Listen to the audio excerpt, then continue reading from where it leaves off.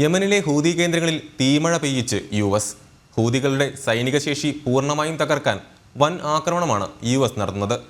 ചെങ്കടലിൽ കപ്പലുകൾക്ക് നേരെയുള്ള ഹൂതി ഭീകരത ഇല്ലാതാകുന്നതുവരെ ആക്രമണം തുടരാനാണ് അമേരിക്കയുടെ തീരുമാനം.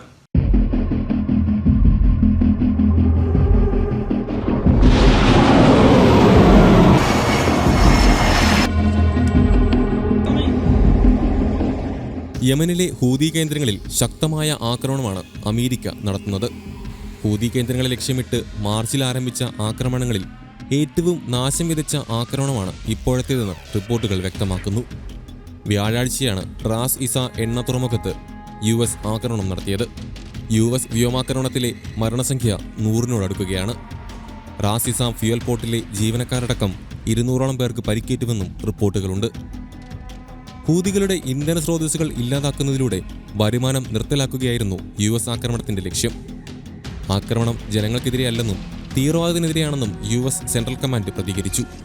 സംഭവത്തിൽ 38 പേർ കൊല്ലപ്പെട്ടെന്നും 102 പേർക്ക് പരിക്കേറ്റെന്നുമാണ് ഹൂതികൾ അവകാശപ്പെടുന്നത്. ഹൂതികളുടെ സാമ്പത്തിക അടിത്തറ പൂർണ്ണമായും തകർക്കുകയായിരുന്നു ലക്ഷ്യം.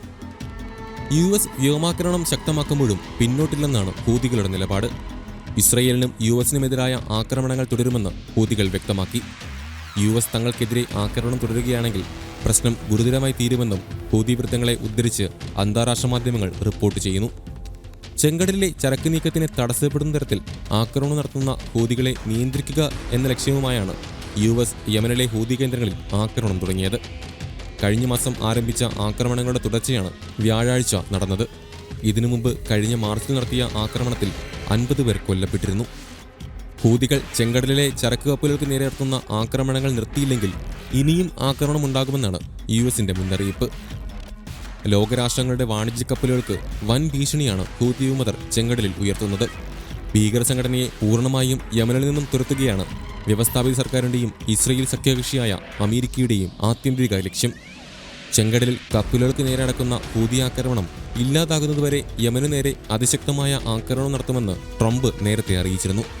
2023 ഒക്ടോബർ 7 മുതലാണ് പലസ്തീന് ഐക്യദാർഢ്യം പ്രഖ്യാപിച്ച് ചെങ്കടലിലൂടെയുള്ള ഇസ്രയേൽ കപ്പലുകൾക്ക് നേരെ ഹൂതികൾ ആക്രമണം ആരംഭിച്ചത്.